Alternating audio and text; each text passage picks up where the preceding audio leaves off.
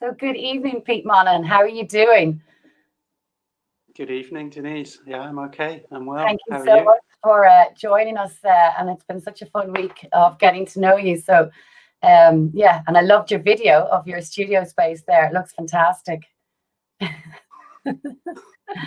How have you been coping with lockdown? Has it affected your art or your routine in any way? Yeah, just completely, really. For me, it was I normally work in Wales in a university building on the seafront, which was a lovely old historic building, the old college. And when lockdown came along, they gave us 2 days notice, 3 days notice that we would have to vacate the building. So, I was used to having a studio with sort of 30, 40 square meters of space. And I went from that to trying to work in my bedroom at home, which was basically really, really restrictive, especially with the way that I work. I like to lay lots of pieces out at one time and look and work across different pieces. So I might have like 10 pieces out at one time.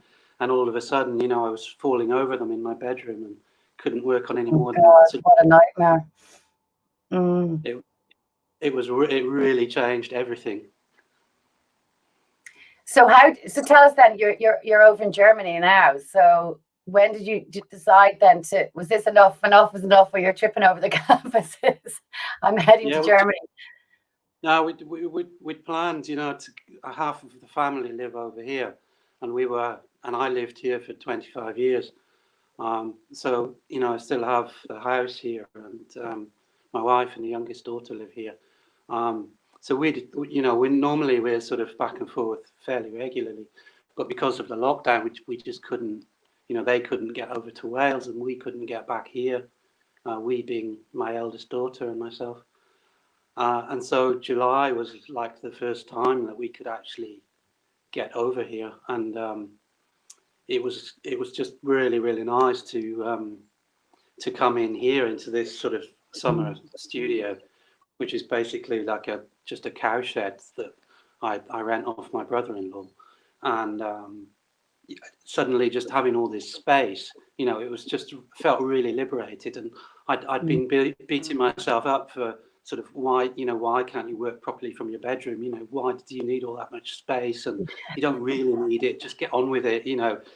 And when I came here, then I realised, yeah, actually I was fairly justified in my thinking. So are you going to return? You're returning next week back to Wales, are you? I am. The car is sort of half packed already. I've got a workshop to do towards the end of this week, and then after that, I'm straight back to Wales. But I've got a new studio to go back to now. So the building is being renovated anyway, so we would have been kicked out at some stage anyway. But we've managed to secure new studios, so I'll be working from a new studio. So I'm looking forward to setting that up. And oh, that's brilliant. Getting a routine going again. I know, I hear you. I think we all are desperate for routine again. And have you always been an artist? I mean, did you always know from a young age that you were going to be an artist? I don't know about the artist thing, but I know when I was leaving school, I wanted to stay on at school, and I wanted to go to art college, and I was one of 8 children, and my parents sort of thought about the question for all of 2 seconds and said, "No, you've got to go to work." And that's that's uncommon for people of my generation, really. But so I went and did some engineering because I thought I could end up in the drawing office, and I thought, well, at least that's drawing, and I just want to draw. And ending up in the drawing office never really happened, and I hated it. I hated engineering.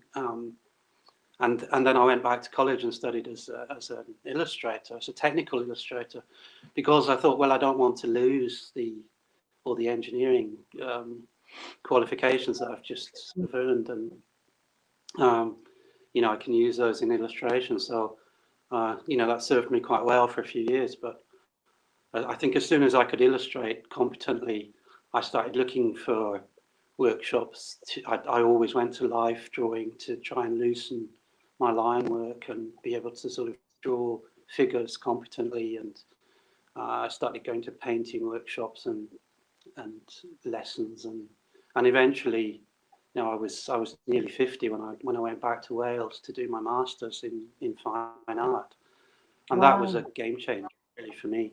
That was what changed everything, because I'd been sort of trying to sort of progress in the painting world personally was just really difficult. I felt like I was beating my head against a brick wall. I was just sort of coming up against the same borders time and time again. I didn't feel able to sort of break through anything. And when I did my masters, I sort of I eventually learned that I could sort of use all the illustration skills that I'd had and honed over sort of 30 years. I could actually employ those in my painting. There was nothing to stop me doing it. And I'd always, up to the point, it's two different things, you know. So. So it was quite a long journey before you had the confidence then really to be a full-time artist. Yeah, it's only really the last sort of 2 or 3 years that I've been living solely from painting and doing sort of painting workshops and stuff.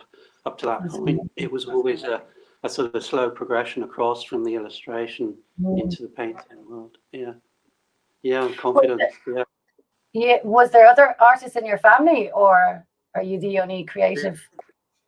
No, not really. I mean, my father was from Meath, from Kells in County Meath, and he went across to the UK when he was about 16 with no qualifications and, you know, practically illiterate. And, you know, he worked his whole life as a car mechanic. And my mother was, she was basically bringing up 8 children.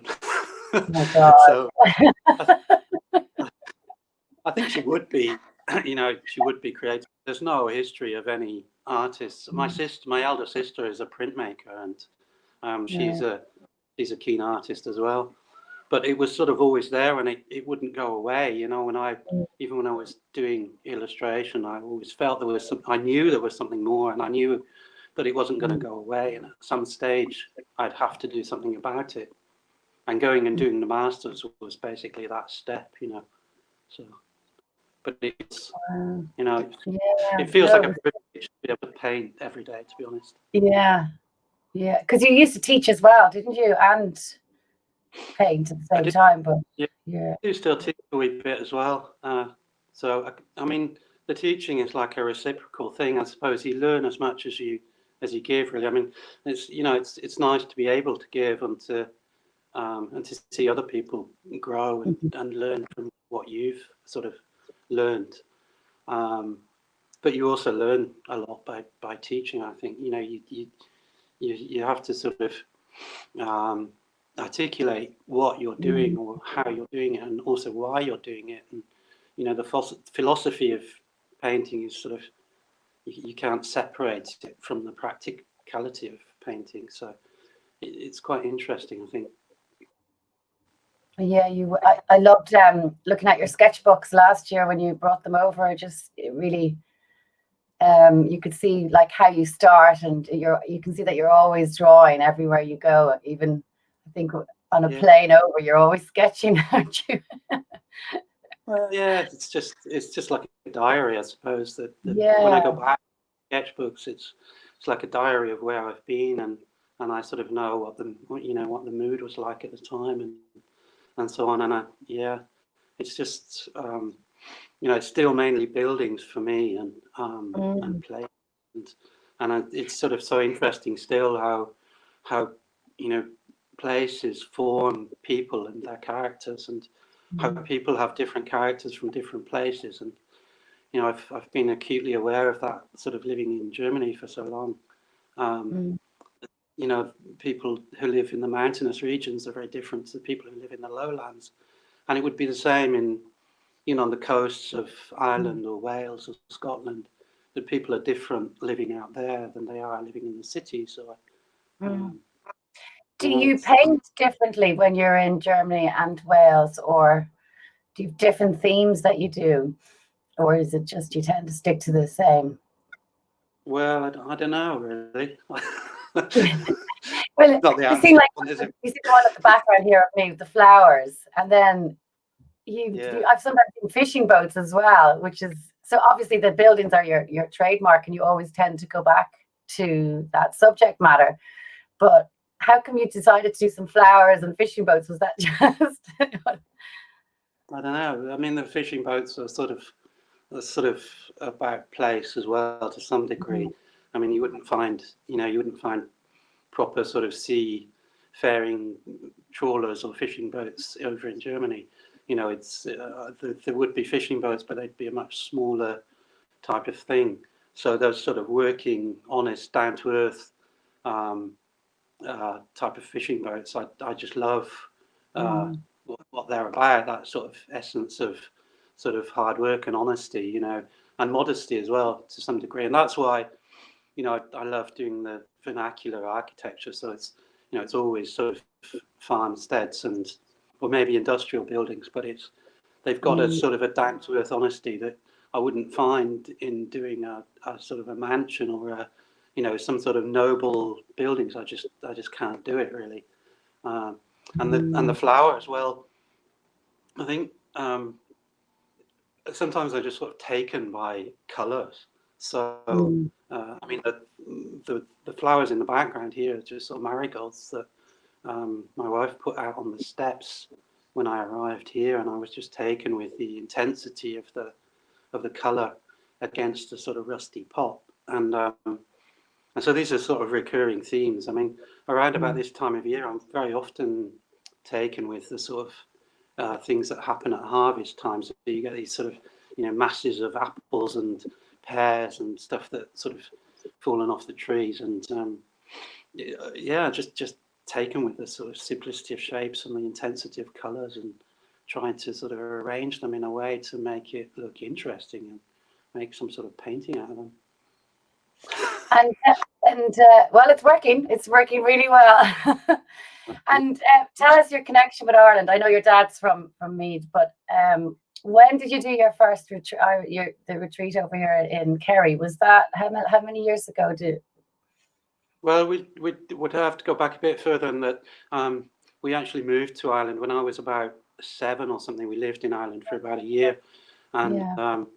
we went to school there and everything. Had quite a big influence on us then, so it was always with me, I suppose. And I'd done lots of trips to Ireland over the years, but at the time I did my first residency in Kilreelig, that was 2006. And at the time, really, I was a full-time illustrator. I had young children. I'd just built a house here, so I was really quite sort of rooted in Germany. But I knew at that time that, you know, I couldn't go on illustrating for the rest of my life. I'd had to do something about painting. And being able to go there and just paint for 2 weeks quite intensely was well, it was just wonderful.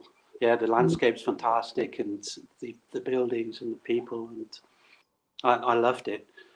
Having said that, it took me another 10 years before I actually returned to Kilreelig. It was 2016, and I got back really as a different person, as a you know, somebody with a master's degree and with a style, I suppose, that I knew how I wanted to do what I wanted to do. So when I went back, I was to some degree flying. Really, as soon as I saw that landscape and the buildings again in 2016, then I just couldn't stop myself producing work. Really, so. Have you tried other residencies, or do you just tend to stick to Kerry? Kerry had sort of an enduring effect, really. So I've been back there a few times, and but yeah, there are definitely, you know, I still remember going to Donegal as well. That was earlier. That was 2001 when I went up there, and again, I wasn't painting very much at the time, but I did lots of sketches up there, and I'd love to get back there. I'm due up in the Lake District in England in October this year, so in a month's time, and then Scotland next year. And each time I should be there for about a week or 2 weeks, where I can sort of paint or at least do lots of sketches. So Mm. there's plenty Do still you to discover. Yeah. do you like to paint plein air, or do you prefer a studio? No, The studio all the way. I was just listening to Mark McCall's interview, and he said the same thing. I just can't Yeah, do painting, and I'm the same. yeah. I go out and I Funny, sketch, isn't it? Yeah. yeah, I'm very inspired by the buildings, and I'll go out and I sketch, Mm, but I'm really impetuous. So mm, it'll be a sketch of like 10 minutes, 15 minutes max, yeah. and I'm back in the studio. And my sketches are so linear and so open, and that I can Mhm. really reinterpret them in the studio. And I can't stand anybody watching over me or anything. Completely stilted and much too shy for that sort of thing. Fair enough. And I know you use quite a lot of maps in your work. Are they always related to the painting of where the house was, or is it just Yeah, well, map? I just love maps, and I love cycling, and I've always loved looking at maps, and I think they're sort of works of art in their own right, in a way. Mm, So I buy old maps from second-hand shops, and I try to make them of the area if it's possible. Yeah. So they right. should be somewhere, but there's sometimes with the layering they get covered over, or they get lost. But Mhm. yeah, they seem to have become part and parcel of what I do. I just love putting maps in, and it sort of knocks me off course. So when you can draw something accurately, it's not always what you don't really want an accurate representation of Mhm. some buildings or some place. So collaging maps in and other bits of paper will just sort of destroy the drawing to some degree, and push me off course, and challenge me to look at things differently and reinterpret, and maybe find something different in painting that I hadn't seen. So And are you quite good at knowing when to stop on a painting? um, I think, I think it's sort of intuitive, isn't it? It's sort of Mm, um, yeah. Again, I sort of work on things sort of intermittently, really, and I keep putting things away, and because I work very wet, I have to leave things to dry. So I work on things intermittently for a while, and yeah, it's always that sort of first view after you've put things away, and you turn it back, and have another look at it, and you haven't maybe seen it for a week or 2 weeks. mm, mhm. Um, then you can see maybe afresh what it actually needs or what it doesn't need, or you can say, yeah, okay, that one's gone as far as it's going to go, and yeah, it's some are easier than others. Some are never finished, and you end up, destroying them and painting over them and starting again. And others work out really quickly, and then you get very suspicious of, why it's taking quick. But that's the nature of it, isn't it? What about size? Do you prefer working on a larger scale, or our small, lovely little Christmas show ones? Yeah. No, I struggle. I struggle with Christmas show ones. I struggle with that side. Uh, I like to get a little bit more physical. So I think, my smallest sort of standard size would be the 40 by 40 centimeter ones, where I would Yeah. go up to this sort of size, sort of a meter by 1 meter 50 or something like that. And I really enjoy getting big and physical with it. But then I might enjoy going back to the smaller size as well. So I think that sort of toing and froing is quite good. It's quite sort of healthy for the different marks that you have to make at different sizes, and they're just different challenges that come along with it, really. Absolutely. And what about commissions? Do you like doing commissions? You know No. the answer. No, Honesty is the best policy. I think it's different. It's difficult to do commissions because you feel a little bit straight-jacketed, really, and it could cramp the creativity to some degree. I suppose it depends what the sort of rules, what the sort of guidelines that the commissioner sets out, really. But if if it's just all for a place and you're free to sort of interpret that place as you like, then maybe it's not too bad. But I mean, I don't generally do commissions, as you can tell. So yeah. And I'd what do you struggle with it. prefer? Do you like to work during the day or not? Are you quite strict on your routine or? Yeah, I am quite strict on my routine. So I'm a really slow starter. I'm not a morning person really.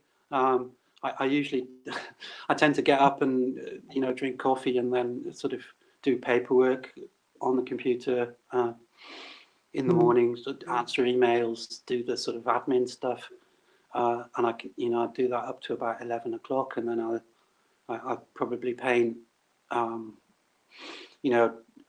through the day till 6 or 7 in the evening. Wow. Sometimes later. Yeah, I'm definitely a sort of a later person in that regard. Yeah. Oh, look, that was absolutely wonderful. Thank you so much. It was really good to chat to you and get a good insight of your life. And I wish you this safe journey back to Wes. Hopefully, we'll see you in Ireland again soon. All the best to you too. Thank Lovely speaking. you. Chat soon. Bye. Bye.